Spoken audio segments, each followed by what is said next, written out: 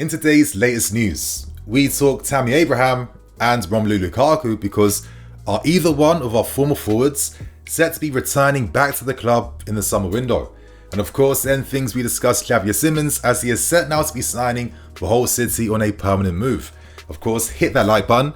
Let's get 1,500 likes. I feel like we need to be realistic now because our ability to sign a world-class striker is set to be affected by FFP. It's set to be affected by getting no Champions League football. And I do feel like it's very important we sign a number 9 to act as that platform for players like Nkunku, potentially Havertz, Felix, Mudryk, Mount, etc, etc.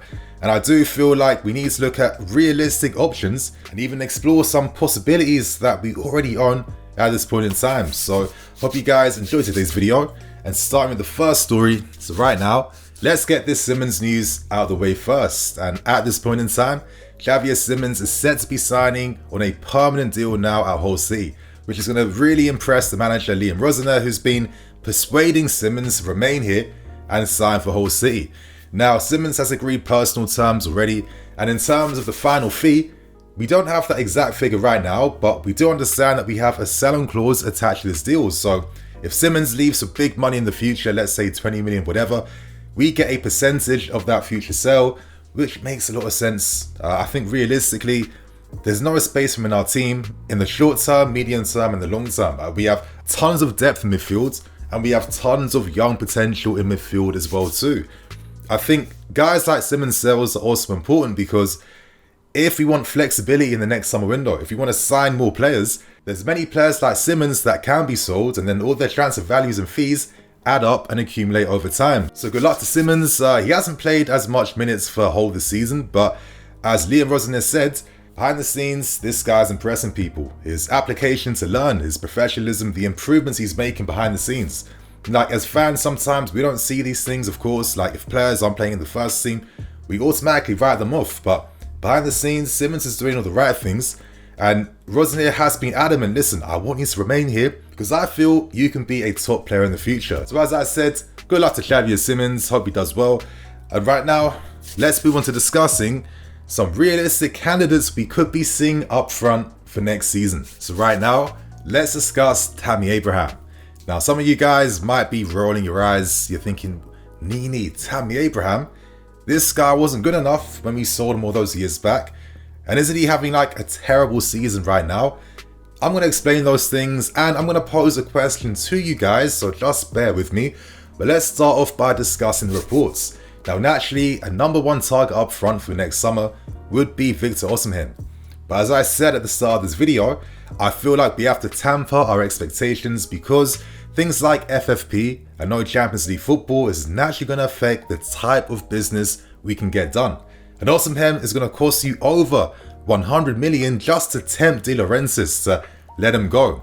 And I also want to pose this question as well too. Osimhen's been developing at Napoli, where they've been playing like a pretty clear, consistent game and style over the past few seasons. Right now, this guy is absolutely blowing up. He's set to score over 30 goals for this season. But my thing is, just because you're doing that at Napoli doesn't mean you can come to our club and score 30 goals. And I'm not implying that he's not good enough. He definitely is. I'm implying that are we good enough to actually accommodate a striker like Osimhen? Because, you know, to this day, we still don't have like a clear, sustainable way of creating chances and attacking. Our system, our tactics, they've been constantly developing and evolving as the season's been going on. Like, if you consider Tuchel as well too, we played like 4 different systems this season. That is not good enough. And the last thing I want to see is us ruining a player like Osimhen because we have no way to sustainably create opportunities for him. So this is where someone like a Tammy Abraham becomes a very interesting solution for, you know, a position that we really need to strengthen for next summer. Of course, naturally, Tammy Abraham's a lot easier to sign. And what's interesting with reports coming out from Italy is that even though we understand that this summer, this marks a 2-year spell where we can exercise our buyback option. Now, when we sold Tammy to Roma 2 years back, we sold him for 34 million, but there was a buyback option of around 67 million to sign him for this summer window. The good news is, Roma aren't expecting to receive that amount of money. And it seems like they're more than happy to sell Tammy if they get figures between 40 million to 50 million euros, which becomes a lot more realistic considering we need someone in the short term to come in for this summer and make things happen. Now, the reason why Roma can sell for less money is that in accounting terms, this counts as a capital gain. And what is a capital gain? A capital gain is the profit you earn when you sell an asset, or a player in this case, for more than what you originally paid for him. So basically, Roma paid 34 million. If they sell him for more than 34 million, it's a profit for them. So something could happen here. And I wouldn't be surprised if they sold Tammy to reinvest his money back into their squads. Now, let's talk Tammy Abraham. I'm going to present an argument for Tammy. You guys don't have to take my argument to heart. It's just something to think about. Obviously, last season, I think he got like 27 goals in all competitions. He had like a massive breakthrough year in Serie A. This season, those numbers have fallen a lot. He's currently got 7 goals and I think 5 or 4 assists in all competitions. And for the first half of this season, Tammy was pretty poor in the sense that he was missing some incredible opportunities, some really bad misses, open goals as well too. Naturally, he kind of lost his starting place, but at the same time, his peers around him like Andrea Bellotti, in like 20 games, he's got 0 goals in Serie A, and the leading scorer for Roma right now is Dybala with I think 8 goals and 6 assists. So this Roma team in general aren't really scoring goals like that, and I kind of feel like when people are calling for Mourinho to potentially replace Graham Potter to come here, like you can't be expecting the goals to come in because Mourinho's teams haven't been bagging the goals like that, and they've really been stifled and suffering this season. And I'm sorry, a guy like Mourinho, you don't turn to him again to get the best out of your young players and investments, because his football, his way of playing, it kills potential. Like, did we not see that a few years back? I think it's purely sentimental to expect Mourinho to come back and do something again, and I definitely disagree with that notion. But going back to Tammy Abraham, even though the scoring figures have fallen dramatically, I'm going to use FB Ref now. And as you guys can see on screen, I think on the left or right hand side is his 21-22 season, and you're seeing the stats from this season. And there's one interesting thing: even though his goals have fallen down, Tammy has actually improved as a football player. He's improved his overall game. He's improved his aerial ability. He's improved his defensive actions.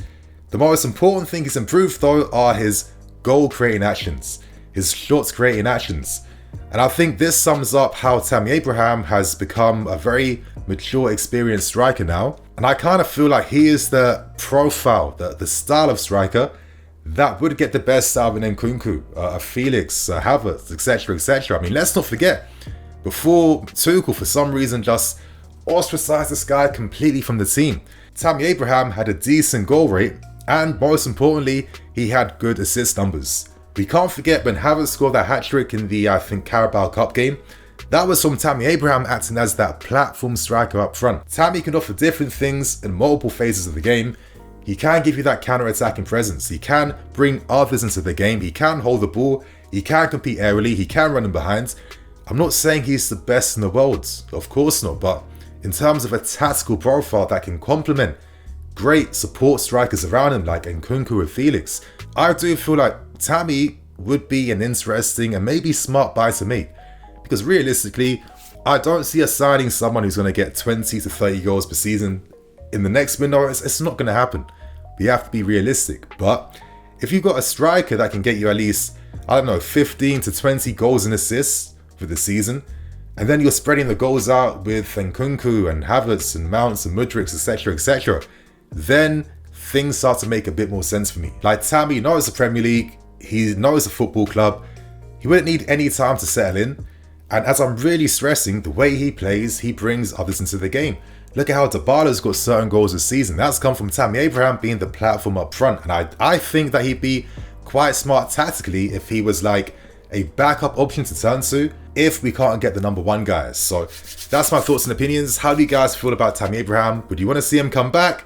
Or do you think that he's still not good enough and we should completely forget about him? So right now, let's end things by discussing a potential last resort option for strikers for next season. And let's talk Romelu Lukaku, because currently things are a bit in the air at this point in time. Beppe Marotta, I think the chairman of Inter Milan, he came out to state that once it hits the 30th of June, Lukaku is going to return back to us, and then Inter Milan and us will hold further conversations to discuss what to do with Lukaku. Now, we can't forget that when Inter Milan signed him from us on loan in the last summer window, they're paying around like 10 million or 11 million up front in a loan fee, as well as covering a substantial amount of Lukaku's wages. He's very expensive, and the fact that Lukaku's really struggled with tons of injuries so far this season, Inter Milan's really poor financial situation, can they afford to maintain a player like Lukaku? Probably not. Now, there's a lot of hope going on around him at this point in time. He's scored 2 goals in his past 2 appearances. Lukaku is very close now to getting back to his optimum weight, which is around 98 kilograms to 100 kilograms. I think he's currently 3 kilograms overweight. You might think to yourself, Nini, what's the difference between an extra 3 kilos and 1 kilo if you're not good enough? So I need to stop saying these types of things. I know you guys are thinking this, but getting back to the weight thing, obviously, if you're an explosive player like Lukaku, even 1 or 2 kilos overweight, you're going to feel a difference in your game. So Lukaku is currently getting back to full fitness. Injuries and illnesses have affected him. But realistically, if Inter Milan can't find a financial offer and situation to be able to bring him back on loan for another year, what do we then do? Some reports have said that maybe potentially Lukaku and João Felix would be a swap move. Maybe, but what if Lukaku decides against moving to Atletico Madrid? He's made things very clear that he wants to remain in Italy, not just for his career, but also for his family, who are very settled in Milan as well too. Ideally, we are not looking to bring Lukaku back because he doesn't fit with the current formula that we have for our squads, and Lukaku is in his 30s, so ideally, we'd hope that he does well, we sell him, and then get him off our wage bill. But there is a possibility that things might not play out like that. Now I see things going a few ways. I think when conversations kickstart again in the summer, I think Inter Milan will hope to try and get a reduced fee and amount for Lukaku, and I wouldn't be surprised if we gave into their demands, because realistically, with his wages and his money and of course his injury history as well too, how much interest can you really get for him in the next summer window? I'm not too sure. So I think that satisfies all parties. But on the other hand, if we struggle to get any backup strikers, if Inter Milan just can't afford to get them, because I think some reports are suggesting that they're even looking towards Marcus Thuram, who's available in a free, and letting Lukaku go. So Inter Milan are still thinking about every single possibility right now.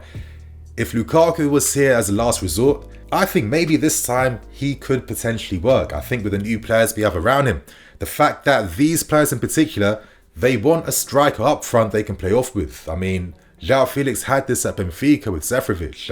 Nkunku had this with Poulsen up front as well too. Havertz had this with Volans and Ilario. So there's a pattern going on behind the scenes of, if you want to get the best out of these attacking mids and these support strikers, maybe giving them a striker that can be that platform is the way to get the best out of all of them. Now, in my opinion, I still feel like Lukaku most likely won't end up with us for next season, but I do think that he is now being considered as a last resort in case certain factors don't work in our favour. For example, what if Lukaku picks up another injury?